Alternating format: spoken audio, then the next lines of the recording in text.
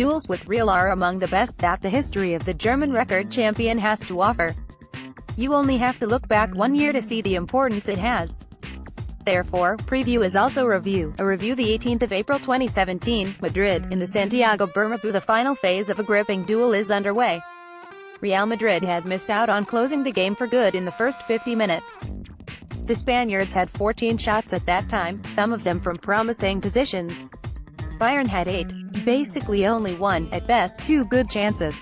At that point, it was difficult for 2 reasons to believe that the Ancelotti team would still achieve a positive outcome. First of all, there was the season of mixed performances. Although the team sometimes showed great qualities against Real, they were always tempted to lose control. The second reason is this notorious final phase in the Santiago Bernabeu. Especially in the final 15 minutes, the team from Madrid succeeds again and again in accelerating the pace so incredibly that the opponent is crushed by it. Many professionals who played there report how the game is getting faster and faster in the second half and their own influence is diminishing. But not so that night. The Bavarians slowly grew stronger and fought back with an impressive mentality. Even after Ronaldo's equalizer, they managed to take the lead in that very final phase.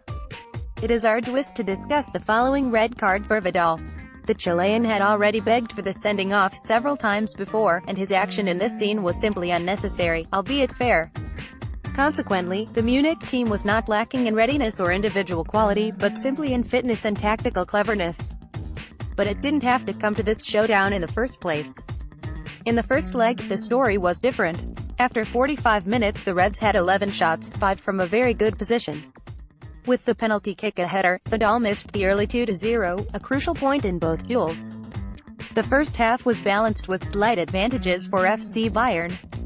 Only in the middle of the first half problems were revealed which explained the difference between the two teams. Ancelotti's team too often gave up control of the center, leaving Real the upper hand in the most important area of the pitch for too long. If you combine the two duels and ignore wrong decisions completely, the realization remains that Real were simply a bit more clever and better. From this experience and the resulting conclusions, the approaches for this year's task can be formulated. Jupp Heynckes has every opportunity to reach Zidane on his wrong foot. The duel between the two top clubs is also a duel between two great personalities, Jupp Heynckes and Zinedine Zidane. Image, Dean Mutaropoulos. Getty Images, Manuel Quemedelos Alonso. Getty Images. Scouting report. Real Madrid is playing a season of ups and downs this year. Especially in the league, Real is not getting consistency on the pitch. Nevertheless, one should be careful to draw any conclusions about the Champions League semi-finals. That's where the Madrilenians can be on point. To make it clear, step by step, why this unbelievably successful team is still a little weak this season, one must first discuss the ball possession game. Despite many creative minds, Zidane's team seldom manages to get a good structure in the center. From there the balls usually go to the outer lane. Subsequently, attacks fade in two flanks. Teams like Atletico and Bilbao have managed to pull Real's teeth with a compact style of play. If the control center around Kroos and Modric is cleverly taken out of play, and Isco is missing as a fixed point in the space between the lines, Madrid will have a hard time finding Benzema or Ronaldo as the target player. Madrid have also shown two different faces in the Champions League.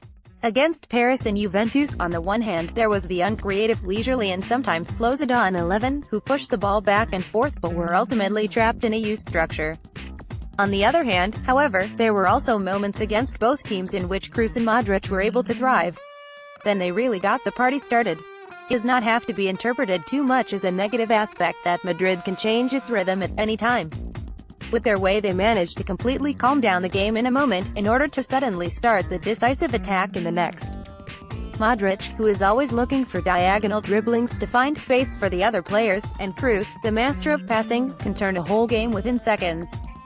They are the source of most of the football Real Madrid plays. This football has changed a little under Zidane over time.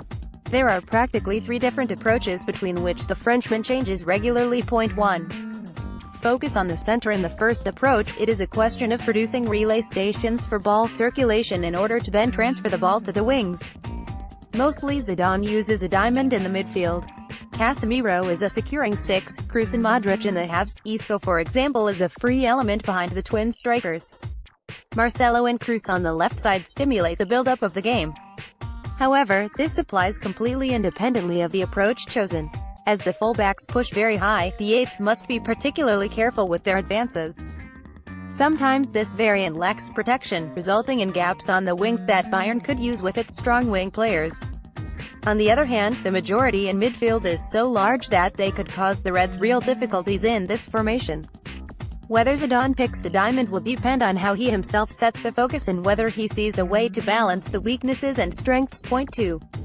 Having success on the wings in a 4-3-3 or more precisely a 4-1-2-3 Real has the aforementioned problems of a U structure.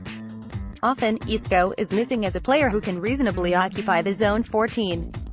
But on the wings, Madrid is even more unpredictable. With Asensio's speed, Madrid could put a lot of pressure on Bayern. But Kimmich's side could also become a problem if Marcelo, Ronaldo and Kroos unfold there. Here, FC Bayern has to support the other players by moving compactly into the respective ball possession zone. Not at all easy, because with the relocation the other side can be opened. Kroos and Modric can play these balls on both sides, so Madrid are a team that can play in different areas of the pitch very quickly. Heineke's must therefore choose a formation against the ball that makes these shifts more difficult for Real, while at the same time relieving his own backs in the duels and closing the center. The usual 4-1-4-1 can work with even closer graduation and a lot of running. But if Bayern run after them too often, the intensity could quickly lead to tiredness and lack of concentration. Then mistakes are imminent. This means that the Bavarians should react less and act more. But more about this later. Point 3. Allowed attacking in a 4-4-2 because one variation remains in Zidane's tactic box, the development of the entire offensive power. In a classic 4-4-2 Zidane then abandons his defensive stabilizer Casemiro. The defense consists here more or less of an offensive pressing firework. Kroos and Modric lack a backup, so that they are often taken by surprise in passive phases. But the offensive penetrating power is of course enormous. On the outer lanes Bale, Asensio, Vasquez and Isco can determine the positions among themselves. Isco would be a very special variant here, which would probably act more centrally than the rest. Especially in Munich, however, this formation is only conceivable if Zidane wants to catch up. Casemiro has become a constant for the Frenchman and for him at least as important as Martinez for Bayern. So if 4-4-2 would be a bit of a surprise. Ultimately, however, all approaches are designed to put Ronaldo in the best possible shooting positions. The Portuguese is once again in captivating form when it comes to the important weeks. Defending him is almost impossible. That's why the connections to him have to be cut. What to expect from the game? Whatever Zidane's approach, it always comes down to two keys that FC Bayern has to find. First of all, there's Marcelo as a factor in the game structure. The Brazilian must be pinned back defensively as early as possible in possession of the ball in order to prevent his dangerous advances. The left back can shape and dominate a game. He complements his dynamic dribblings with clever passes. As FC Bayern shifts well and aligns its own 4-1-4-1 slightly diagonally, the most important connections can be cut into the space between the lines. But this requires enormous concentration.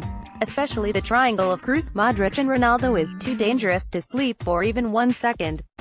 Defending them will be a great challenge. The second key is midfield. A few days ago we explained why James and Thiago together as eights would be a quite appropriate option against Madrid. They combine offensive power with playful class and good defensive behavior. Thiago is the perfect link between James and Martinez. He can and must extremely relieve his Spanish colleague on the 6th. Even if Jupp Heynckes chooses Müller on the 8 and Robben on the wing again, the same principle applies. The 8s have to defend the spaces behind them, but without getting too fixated on the work against the ball. If Bayern manage to set up their own ball possession game in such a way that Real is forced to react for the most part, a lot is won. But as soon as Modric and Kroos can develop, and these phases will inevitably come, the focus must be on working against the ball. If the Reds manage to form a deep and compact defensive block, Real will run out of ideas. Then, it is important to move wisely, fill the gaps and not get involved in too many one-on-one duels. Bayern will have to be flexible. Sometimes the focus is on own ball possession, sometimes they have to have a good structure without a ball in order to switch quickly after winning the ball. The Bavarians do not have the necessary equipment for a game that is designed for 70% ball possession. Therefore, they will have to work at maximum in both extremes and even more so in the transitions. These expectations of the game alone suggest that there will be an exchange of blows. Both teams have similar strengths and weaknesses. The Bavarians have to find the rooms next to Casemiro, especially between Ramos and Kroos. Both are not always disciplined in their positioning and thus open up possibilities.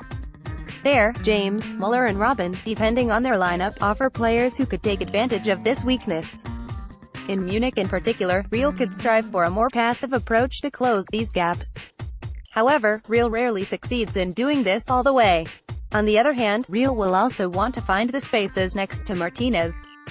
Whoever has the most minutes of control in midfield has the best cards on the road to the final. But that doesn't mean that the team wins with more ball possession. Control is also defined by behavior without the ball. Last year Real Madrid was better in both respects. But this year FC Bayern has Jupp Heynckes, a coach who knows Real Madrid and Spanish football, and a coach who has largely revived the positional game of his own team. The famous little details despite all the tactics. Another difference to last season plays an immense role: fitness. The Bavarians have come into shape at the right time. The entire squad looks impressively fit.